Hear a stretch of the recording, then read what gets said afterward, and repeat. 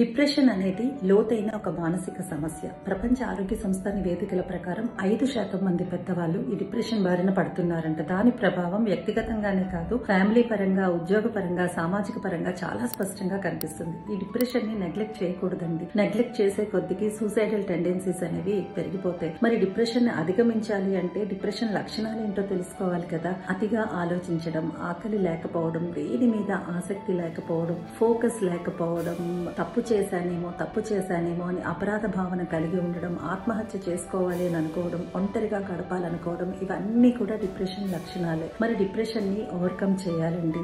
ఎలా? పెద్దవాళ్ళు, family members, friends వాళ్ళ సపోర్ట్ అనేది ఖచ్చితంగా అవసరం. మెడికేషన్ తీసుకోవాలి. అవసరం అనుకుంటే సైకాలజిస్టులు, సైకియాట్రిస్టుల సహాయం తీసుకుంటూ లైఫ్ స్టైల్ చేంజెస్ అనేవి చేసుకుంటే డిప్రెషన్ నుంచి బయటపడొచ్చు. అలాగే యోగా, మెడిటేషన్, ఫిజికల్ ఎక్సర్సైజెస్ చేయడం, నేచర్ లో గడపడం లాంటివి కూడా చాలా హెల్ప్ అవుతాయి. ముఖ్యంగా friends and family members support అయితే డిప్రెషన్ నుంచి బయటపడడానికి చాలా అవసరం అండి. చిన్న చిన్న లక్ష్యాలను ఏర్పాటు చేసుకోవాలి. అది సాధించే క్రమంలో కొంతగా ఆ డిప్రెషన్ నుంచి బయటపడడానికి అవకాశం ఉంటుంది.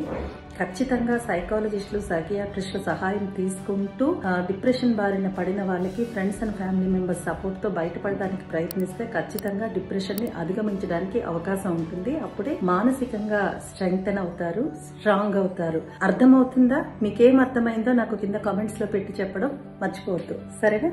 బాయ్.